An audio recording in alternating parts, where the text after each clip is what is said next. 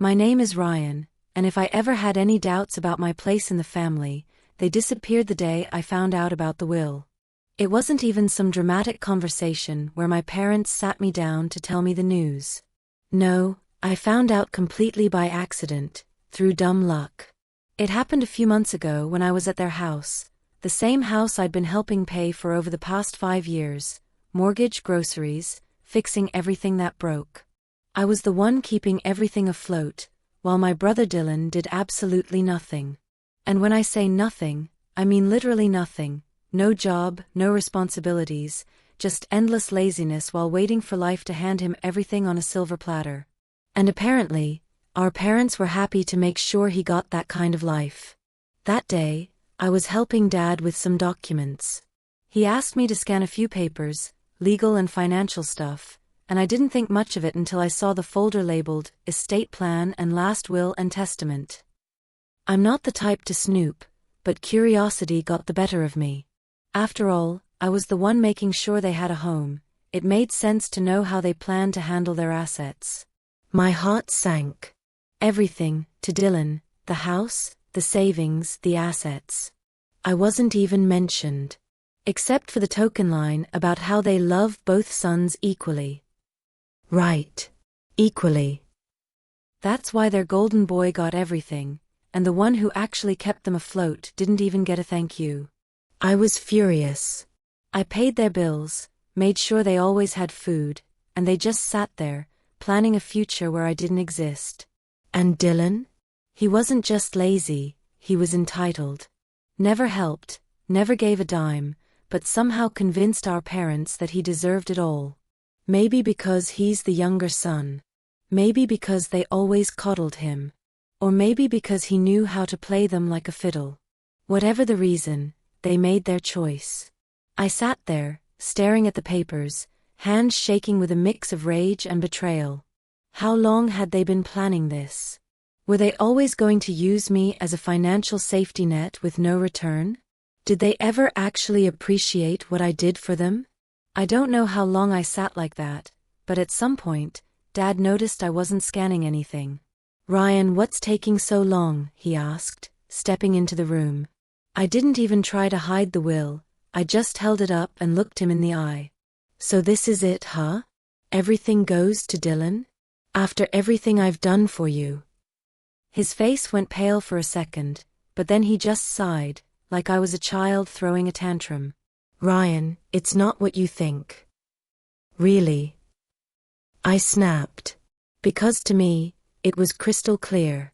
I pay your mortgage, buy your groceries, fix this house while Dylan does literally nothing, and he's the only one who matters? Dad looked uncomfortable, but instead of a real explanation, he just muttered, "It's complicated." And that was it. No apology. No attempt to justify the decision. Just a weak excuse and the expectation that I'd swallow it and keep being their walking ATM. I should have turned and walked out right then. But I needed to hear it from both of them. "Mom." I called out. She walked into the room and when she saw the will in my hands, at least had the decency to look guilty. But the words she said made my blood boil. "Ryan, sweetheart, you don't need the inheritance," she said gently, like she was doing me a favor. "You have a good job, you're independent. But Dylan, it's hard for him. We just want to make sure he's safe." She broke. They didn't even try to justify it anymore. They knew exactly what they were doing. And in their minds, it was completely rational. Years of enabling Dylan's laziness were now ending with them rewarding him, handing him everything. And me? I was discarded like an unnecessary part. I took a deep breath, clenched my jaw, and placed the will on the table. "Got it," I said coldly. "Good to know where I stand." Then I turned and walked out of that house, ignoring their protests, slamming the door behind me. They made their choice, now it was time for me to make mine. I never went back to that house. Never called. Never checked on them. For the first time in years, I let them deal with their problems themselves. Something needs fixing? Let them figure it out. Out of food? Let them shop. And most importantly, if the mortgage bill comes? Not my problem anymore. The silence lasted about 2 weeks. I think at first they figured I was sulking and would come crawling back, like always. Maybe they thought I'd cool off and question their decision. But the days went by, no word from me. And more importantly, no money. You could practically feel their attitude shifting. Then one day my phone buzzed, a text from Dad. Property tax payment is due. And that was it. No hey, how are you? No sorry about what happened. No, we really appreciate everything you've done. Just a cold, businesslike message, like I was still their personal ATM they could tap whenever they wanted. I stared at the screen, almost amused by how predictable it all was. They really thought they could just demand money like nothing had happened, that I'd keep playing by their rules. They'd made it clear I wasn't needed. I quickly typed out a response. I think Dylan can handle it, the house is his now, after all. Exactly 5 minutes later, my mom called. I didn't answer. Then a message followed.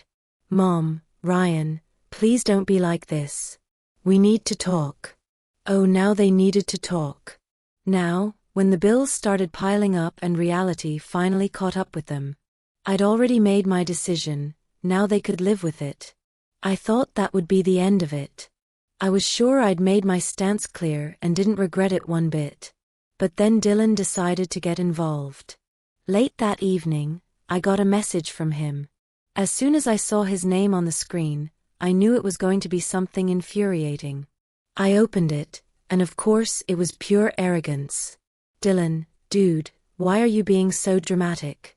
It's not the end of the world. Just help them like always. I almost laughed. Not the end of the world, as if I had no right to be angry. I fired back immediately. Ryan, no. I think it's your responsibility now. After all, you're the golden boy. Dylan, oh my God. Are you seriously mad over a will? Grow up. Dude, it's just money. Oh, now that the money was his, it suddenly didn't matter. There was something ironically poetic about it. I typed back. If it's just money, then you shouldn't have any problem using it to cover the mortgage, right? Silence. A few minutes later, another message from Mom. This time she switched to full-on guilt mode. Mom, Ryan, we're your parents. Family is supposed to take care of each other. We did so much for you when you were growing up. And now you're just abandoning us? I took a deep breath, resisting the urge to throw my phone at the wall. Abandoning them? I spent years doing everything to make their lives comfortable, while they pampered Dylan and enabled his laziness. And now, when they're finally facing the consequences of their own decisions, I'm the bad guy? Not this time. I typed back. You made it clear I wasn't part of the family when you left me out of the will. Let Dylan take care of you now. I could practically hear Mom gasp in my head, that dramatic gasp she always did when trying to paint herself as the victim, even when she was in the wrong. A few minutes later, a message from Dad arrived, and it made my blood boil. Dad, we're not asking for much. Just help with the mortgage for a few more months until we sort things out. Don't be selfish. Selfish, that word lit me up inside. I'd spent years bailing them out of financial trouble, sacrificing my own money, time, and energy to make their lives easier. I did everything a good son was supposed to do. And how did they thank me? By cutting me out completely. And now that I was finally standing up for myself, I was the selfish one? I clenched my jaw, took a deep breath, and typed back. No. I'm done. Then I simply turned off my phone. They made their choice, now they'd have to live with it. The silence lasted exactly 1 day. I knew my parents wouldn't give up that easily. But I wasn't prepared for what came next. The next morning I woke up to a notification, a money transfer request. I frowned, unlocked my phone, and checked. From Mom. She literally sent me a request for money, like I was an ATM. The amount? $3,500. I stared at the screen, half shocked, half laughing at the audacity. No message. No explanation. Just a cold, shameless demand, for exactly the amount needed to cover their missed mortgage payment. They didn't even ask. They just assumed I'd pay. I declined the request without hesitation. Not even 5 minutes later, the phone rang. Mom. I didn't answer. Then a message. Mom, Ryan, I know you saw the request. Why did you decline it? I took my time replying. Finally, I wrote. Because it's not my responsibility. Try Dylan. Another call. Declined. Another message. Mom, we'll lose the house if you don't help us. Oh, now it was a crisis. After all those years of using me like a walking wallet, now they were finally feeling the consequences of their choices.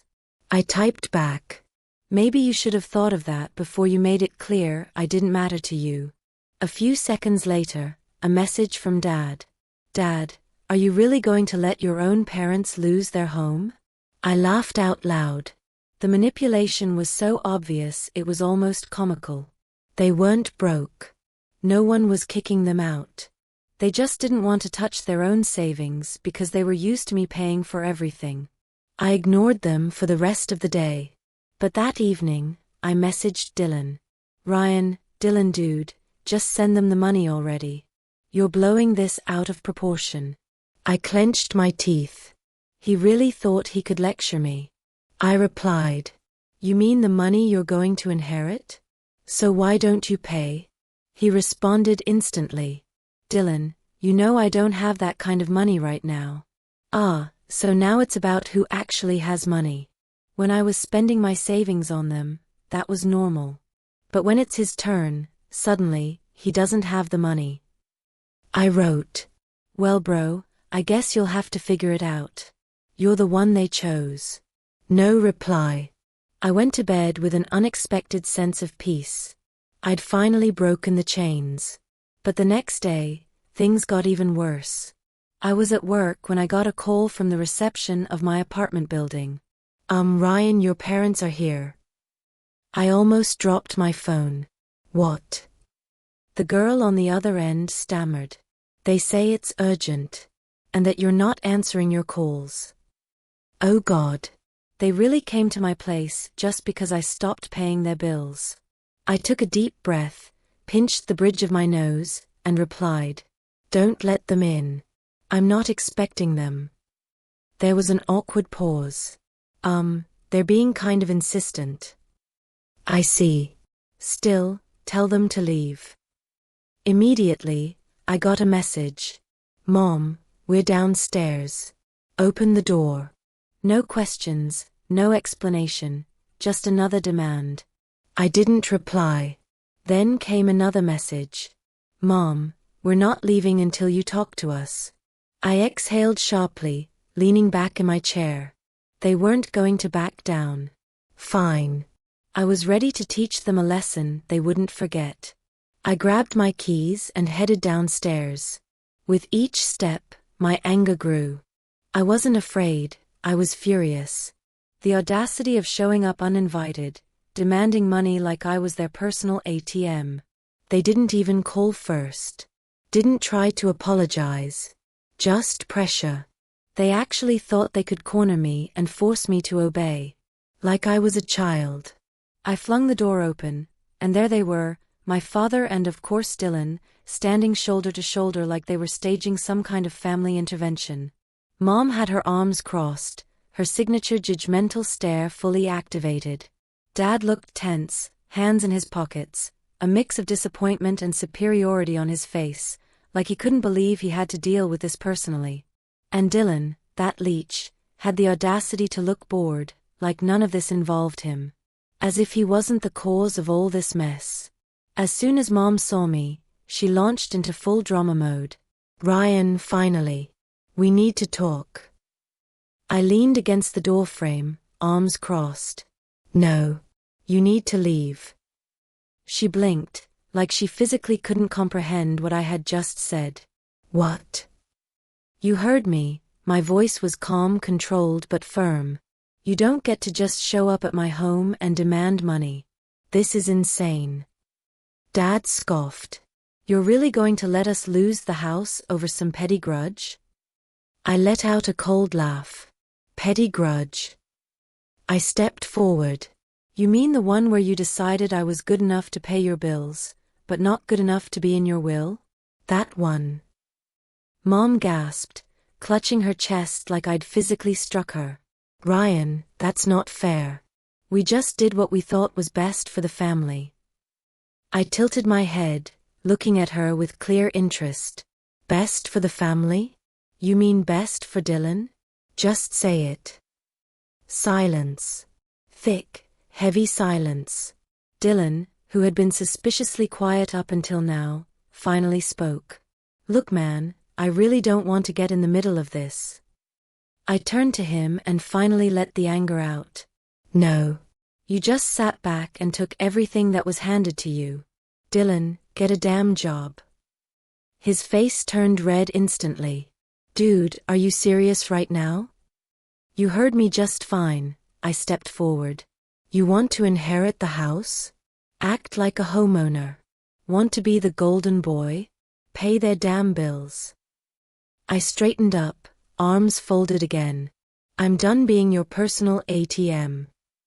Dylan looked away, suddenly fascinated with the pavement. Mom took a deep breath, clearly preparing for another round of emotional guilt-tripping. Ryan, he's your brother. I nodded. Yeah. And I supported him longer than you ever did. Dad's face grew even sterner. I let out an honest laugh.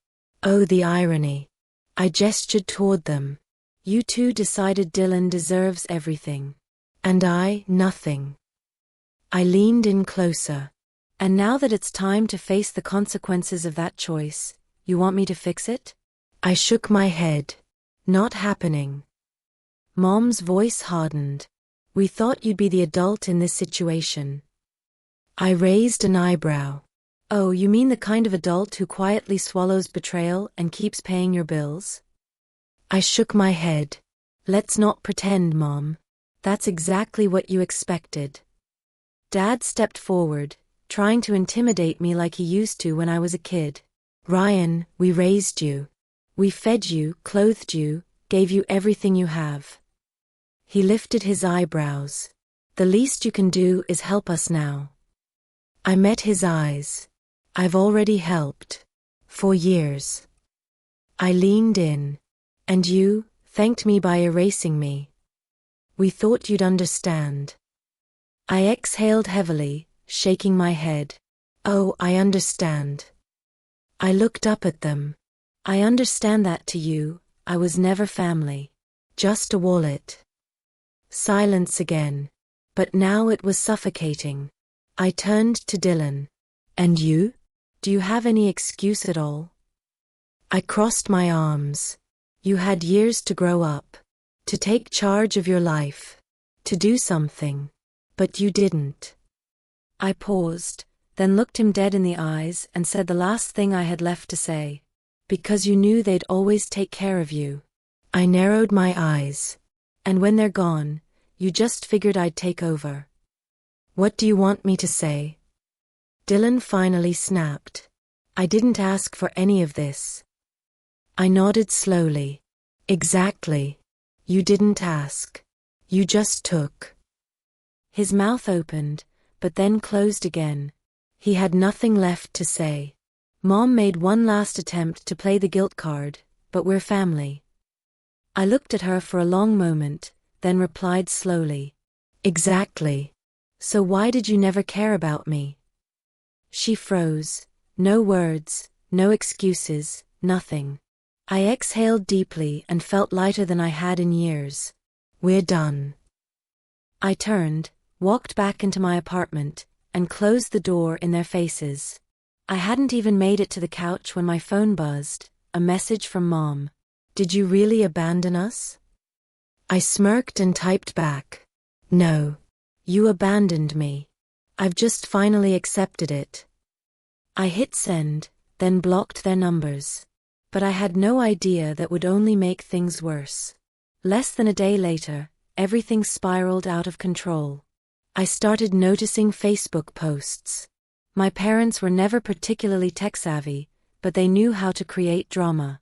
At first, I thought it was just another theatrical episode. That was their style, airing family issues in public. But the more I scrolled, the more I realized, this wasn't just about me not sending them money anymore. The posts were disguised as messages about family love. But in reality, they were veiled attacks aimed at me. Mom posted something along the lines of, "I didn't raise my children just to end up with a broken heart." In the comments, her friends called me a disappointment, said I'd forgotten what really matters in life. Dad added his own post. "Real family doesn't abandon each other in tough times. We gave everything to our children. And now this is the thanks we get. Our son, who was supposed to be there for us, chose to walk away." And he ended with a passive-aggressive jab. "Hope you're happy now." But the worst blow came from Dylan.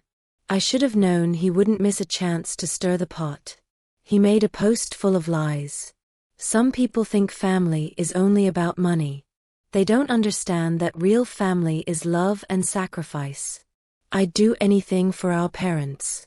But some people just can't grasp that. They're too self-absorbed to realize that true love means caring for those who raised you. And of course, he added a thinly veiled shot at me. "I just wish certain people understood what it means to be real family. I love my parents and I'm thankful for everything they've done." That was my breaking point. I sat there, staring at the screen in complete shock. How did we even get here? They'd twisted everything. Now I was the villain, the selfish son who refused to support his sacrificing parents. The son who didn't appreciate all the so-called love they gave me. How could they? I was always the one helping. The one who never complained. I had to accept that they'd convinced themselves they were right, and now they were telling everyone I was the problem. I didn't want to respond right away. I took a break to calm down and waited a few hours. I had no intention of getting into a pathetic internet spat. But the more I thought about it, the clearer it became. I couldn't let it slide. If they were going to smear my name, I was going to set the record straight. I grabbed my phone, opened my private Facebook account, the one I used only for close friends and real family, and started writing a long post. I wasn't going to play their games. I didn't want a petty back and forth. I wanted the truth out there. Here's what I wrote. "I've stayed silent for the last few days, but I can't anymore. My family has been spreading lies about me online, painting me as the villain who abandoned his parents in a time of need. It's time to set the record straight. I've always helped my family. From the moment I got my first job, I was the one paying bills, buying groceries, supporting them in every way I could. But there comes a point when you can't keep giving without receiving even a shred of respect in return. For years, I watched my parents choose Dylan. The house, the money, the attention, it all went to him. I kept giving, even though I was never treated as an equal. I know some of you might be thinking, well, that's just how family works. But the truth is, family is a two-way street. When I found out that my parents left everything to Dylan in the will, I realized how one-sided it all had been. I was useful, but never wanted. Not unless it was convenient. For years, I funded their lifestyle, paid for vacations, contributed to bills, even covered property taxes. And for what? To be the backup plan? I'm done. I'm not a wallet to be used when it's convenient. I'm a person. I deserve respect. I've earned the right to be valued, not just needed. As for Dylan, it's time for him to finally grow up. He's 28 years old and has never worked a single day in his life. He's never taken responsibility for anything. My parents enabled his inaction for so long, it's no surprise he's the favorite. But here's the thing, he's had plenty of time to figure out his life. Now it's time he learned to stand on his own 2 feet. And to those of you who followed all this drama and sided with my parents, remember this. Every story has 2 sides. Yes, family is important, but real family is built on mutual respect. I've given enough for a lifetime, and I won't apologize for finally choosing myself. I'm not turning my back on my family, I'm just done being their victim. To my parents, I wish you well, but I will no longer be your doormat. I hit post, and felt a wave of relief, for the first time in my life. The truth about my family. How they used me for years.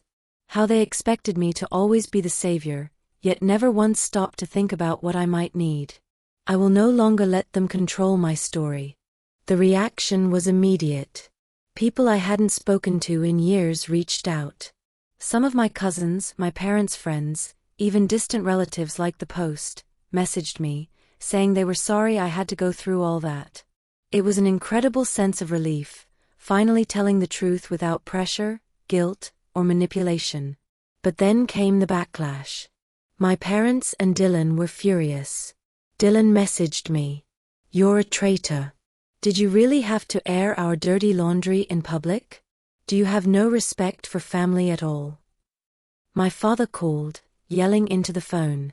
"You've destroyed everything, Ryan. You'll regret this. You'll regret cutting us off. You'll regret turning your back on family." But here's the thing. I didn't regret a single second of it. I blocked them all. I was done. And for the first time in my life, I was free. Free from their toxic influence. Free from being the scapegoat.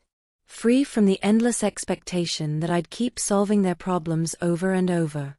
As the days passed, I felt the weight lift from my shoulders. I was done being the person everyone expected to give, and get nothing in return.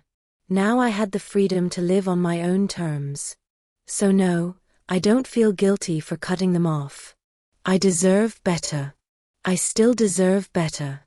And from now on, I choose to surround myself with people who value me for who I am, not for what I can give them. It's time to move on. And I will. For good.